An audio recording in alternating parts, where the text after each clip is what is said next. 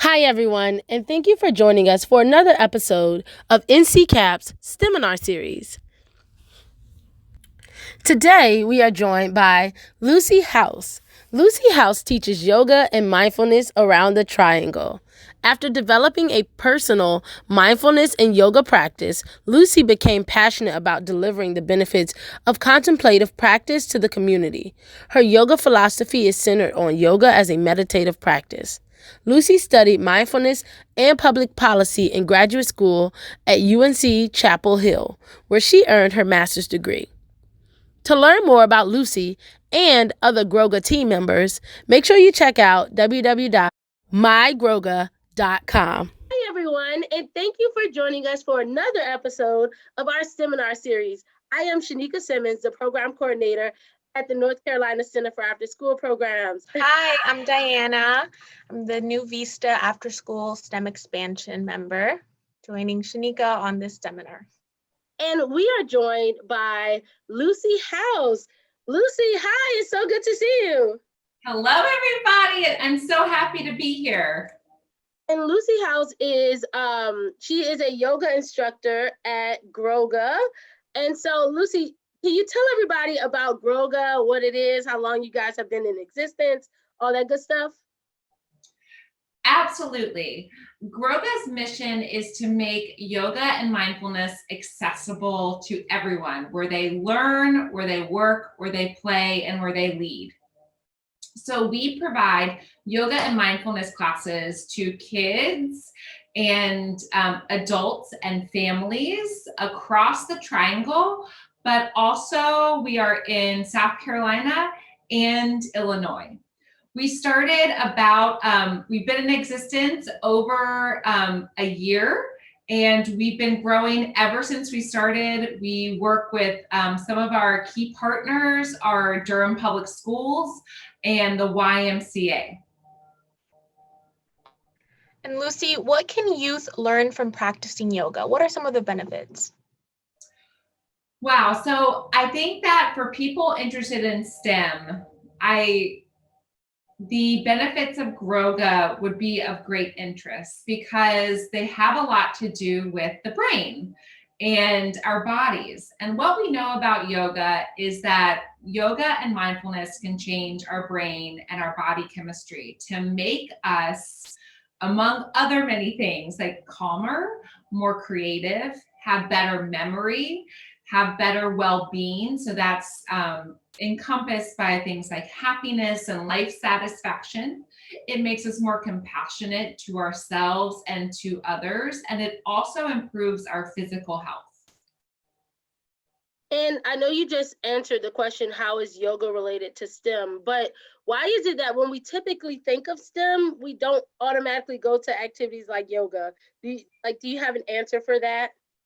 Well, absolutely. So I should say that I discovered mindfulness in my graduate program in a neuropsychology class, right? So neuroscience, STEM, and mindfulness has really taken off since it's been around for a really long time, about 30 years, but it's really taken off when researchers started using fMRI scans, so scans of the brain, to look at how mindfulness and yoga and those practices, how they actually change our brain structure. So it was, for me personally, right, it was in a STEM field that I discovered the power of mindfulness, but also it's only because of STEM, it's only because of scientists that we really know that these practices are so beneficial.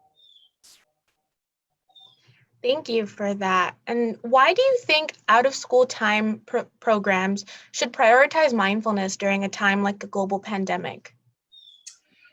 Mental health right now among our kids is in a crisis. I just saw, there's been so many studies coming out, a lot of researchers who are saying that our kids, even before the pandemic, our kids were having their anxiety and depression was through the roof. And we are seeing that grow even more during the pandemic due to the isolation and stress of COVID-19. And I just saw today that mental health visits at hospitals among children is up by a ton since the pandemic started. We know that mindfulness and yoga are powerful tools to support kids' mental health. So Growga really believes that this really should be a priority among caregivers of our kids. And that goes anywhere from 2 to 18. That entire age range can benefit from yoga and mindfulness right now. I know I can. I definitely miss interacting with people. Zoom does not replace face-to-face interaction. And so I thank you, Growga, for definitely thinking about youth in this time, especially considering the pandemic.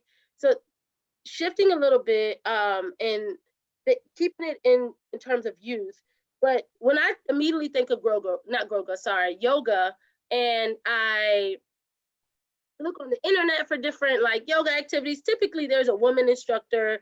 So there's this misconception that's been built, or a stigma in yoga, that it's only for girls. And what advice would you have for program providers that's trying to engage more boys in yoga? So a Growga class is designed to engage kids no matter what their interest is. So that's also that boy-girl divide in terms of what they might be interested in. Our classes are very active and they are very engaging. And it is doing things like asking questions and getting kids to put their own interests into the class. So in a few minutes, you'll see an example of a Growga class, and that we might do an animal themed class and ask people to do a pose based on their favorite animal. So I know kids, I've got young kids, right? I have a boy and a girl. They both love animals, right? So that really cuts through that stereotype.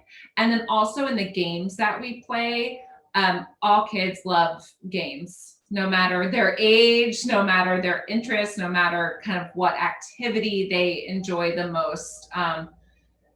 They will enjoy that. And I have really found, just in my experience teaching it, I taught a class a few weeks ago. It was all boys who willingly signed up for the class. Yeah, I definitely agree with that. And so moving into this next question, what would be the necessary tools for after-school programs to execute high-quality yoga and mindfulness practices, do you think?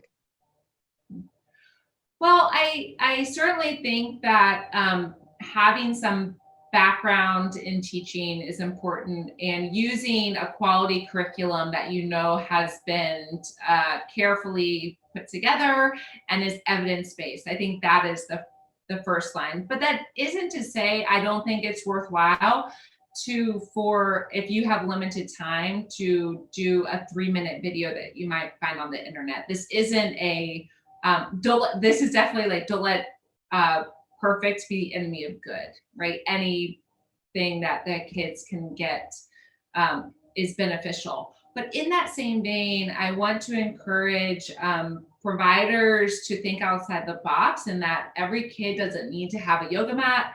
They don't need to have tons of space. They don't have to have a perfectly quiet place, right? In a perfect world, every kid would have a yoga mat, and you would be in this empty, serene, perfect yoga studio. But that's not the reality any of us live in, right? So just working with what you have, a classroom, a chair, a closet, anything like that, it doesn't matter. You can do it anywhere. And so, because they can do it anywhere, how can programs partner with Growga so that they can make sure that they are getting evidence-based and high-quality mindfulness and yoga within their program? They can reach out to us. We are partnering with new organizations every day. We really had to shift during the pandemic and go all virtual. But because of that, we have a library full of pre-recorded content ready to go to anyone who is interested. We're really a plug and play program. So if you want Growga, we can get it delivered to you, by the next week. We can get it going. And thank you so much, Lucy, for meeting with us today, for showing everyone, all of our viewers, everything that Growga has to offer. So thank you again. We do appreciate it. And everyone, stay tuned because we have a demonstration from Lucy, as well as with Diana, myself, and Dr. Sharonda Fleming, the director of NCCAP, who's going to put on some yoga for you guys and show you how easy and accessible and fun it is.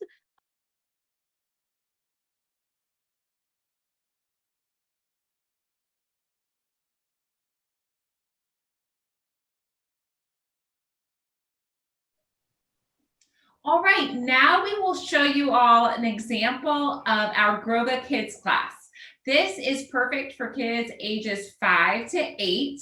And as you will see by some of the participants who are joining me today, the practice that we are going to do today can be completed by anyone, anywhere. You can do it in your office where you don't have a lot of space, or also classroom, right? If you don't have tons of space for kids to spread out. You can also do it while sitting in a chair. So if you are in a situation where the kids can't get up and move, doing this from a chair works perfectly. Okay, are y'all ready? Okay. We will begin today sitting in a chair or on the floor. And we always begin every Growga class with a breathing exercise. This helps to center the class into the space. It helps create a calming environment, and it also gives them a breathing technique that they can use when they leave class. So we are going to do a couple today. We're going to start with hot chocolate breath. Okay, so everybody grab your mug of hot chocolate, right? It's getting chilly out there. It's fall, so grab your mug of hot chocolate. And does everyone, what do you have in your mug of hot chocolate? I have coffee. I have marshmallows with my hot chocolate. Yeah, I always have marshmallows too. So I want you to grab your straw. We're going to be drinking our hot chocolate with a straw, and take a big breath in through that straw, like you're sucking down that hot chocolate. So, and then on the exhale, we're going to blow bubbles in our hot chocolate, okay? So let's do that again. Breathe in, drink that hot chocolate, and breathe out, blow bubbles. We'll do it one more time. Breathe in and breathe out. Wonderful. The other breathing technique we will practice today is circle breath. So everyone point your finger out in front of you, and on an inhale through the nose, draw half of the circle. And as you finish drawing the circle, you will breathe out through the nose as well. So breathe in, breathe out. Breathe in, breathe out. And one more time, breathe in, breathe out. Great, thank you all so much for doing that with me today. And the next thing we will practice is our warm-up. And these are sun salutations. And so you can stand up or do this from a seated position. And I'm gonna move myself back a bit so you can see me as I do this. Okay, can you see me? Can you see my face okay? Great. So inhale, breathe in. And exhale down, touch your toes. And then come up halfway. So bring your hands up to your knees. And then bring your hands down to the mat. Step back into plank. Lower your belly down. Inhale up to cobra. And then exhale back, down dog. And step forward and reach your hands back up towards the sky. Clap 3 times. And if you're in a chair, you can just Inhale up and inhale down with us, okay?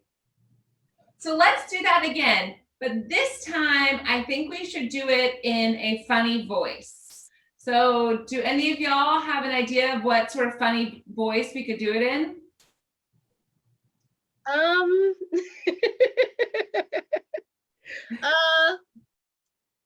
Maybe an Elmo voice. I love it. Well, sometimes we do like, and then we do a really high voice and we do it really fast. Okay, should we try that? All right. So inhale up, touch the sky. Reach down, touch your toes. Reach up halfway. Can you say hello? Hello, hello. Bring your hands down to the mat. Step back into plank. Lower belly down. Look up to the sky. Down dog. Jump forward. Reach up. Clap 3 times. Yay! So you can, with a group of kids, you can do that. You know, you can have kids give other examples of voices that they want to do, and it helps to connect with the kids. And also, since it's at the beginning of class, it's a way to sort of break that ice and get them more familiar with the class. Okay, so let's try a few more poses, okay? So starting on your hands and knees, bring your knees underneath your hips and your hands are below your shoulders, okay? And we'll move it from a chair. What would that look like? So the move I'm going to do, you can have your hands, place your hands on your legs, and we're going to be looking up and curling the back. So you're just moving the spine. So that's what we'll do if you're in a chair. Thank you for the question. You drop your belly down and lift your tailbone up, look up. So this is cow. And then round the spine like a Halloween cat. Okay, look, have your head looking down towards the mat. That's cat. And then we're gonna breathe out into cow again and breathe in cat pose. And breathe in and breathe out. So with that, let's do that a few more times. Breathe in. And breathe out. Breathe in. And breathe out. Okay, and you can sit back down on your mat, or if you're in a chair, that's great. And you can take your kids through some traditional yoga poses, or you can make it into a little game with them. And that's something I like to do to engage them into the practice. Is what I often do is say, let's go on a little journey, and we do it animal-based. But then also you can make it seasonal based. So if Halloween's coming up, we might say, we might make it a Halloween themed practice where we do poses like different, Halloween characters that you might think of, like we're going through a haunted house. But today, let's take a little trip on a boat. Okay, so we'll get into boat pose. And if you're in a chair, you can lift your knees up towards your chest. Just like this, a little bit, maybe hug your knees. There you go. And if you're on your yoga mat with me, you can have your be like this, or you can go like this, and we'll start rowing our boat. So can you row your boat even if you're in a chair? And with your younger kids, right, the 5-year-olds and under, you could sing row, row, row your boat. So we'll get off our boat and we'll say, oh, we're off our boat. What animal do we see? What animal do you see? So I might ask, Diana, what animal do you see? I see a fish. I see a fish. So can I see your best fish pose? And you can always ask the student or child, you can say, can you show me a fish pose? or they can pass and you can do it. Oh, so let's all do what Diana's doing. All right, now let's get back on our boat, okay? We'll row. And then up. What do we see? What animal do you see? Let's get a new person. Well, I see a wolf. A wolf. Can I see your best wolf pose? I love it. So maybe sometimes I help the kids and I say, okay, can we go like this? So if you're on your mat, come up onto your knees. And you can say, can you howl like a wolf? Can you breathe in? Breathe out. Oh! Breathe in. Breathe out. Oh! Great. Okay, let's get back on our boat. So we'll row down the river a little bit more until what? What's that we see? So can we get a new person? What animal do you see? A seagull. A seagull. Can I see your best seagull pose? I don't really know. I'm just gonna do a bird. I don't know. Okay. I don't know. Wonderful. Bird pose.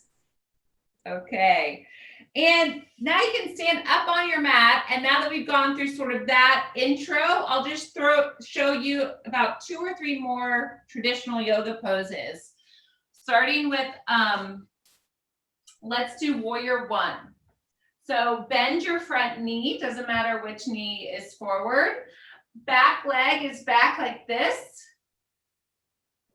And then can you bring your arms like this, facing forward, like you're a powerful warrior? Can I see your best warrior face? Strong, powerful warrior. Great. And now let's step to the front of the mat and do tree pose. So bring one foot down and the other foot can be, toes can be resting on the mat, or you can come up on your calf or come up all the way to the thigh.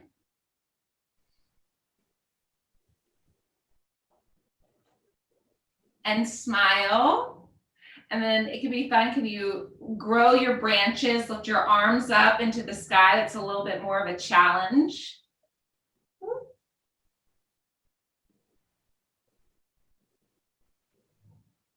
And then bring your hands back down, and then you can bring your foot back down and shake it out. Shake out the wiggles, shake out the wiggles, and come back down to your mat.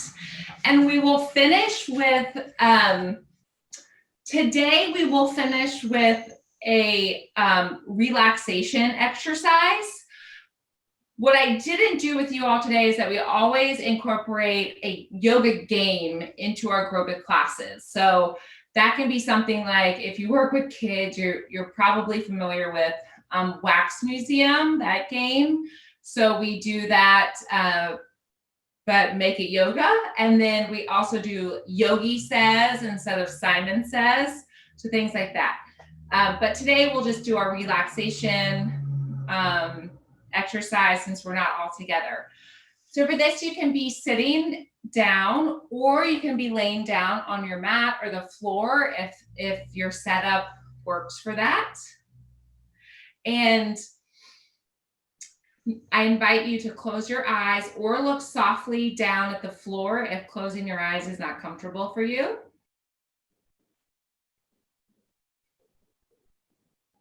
Okay, and now make a fist with your left hand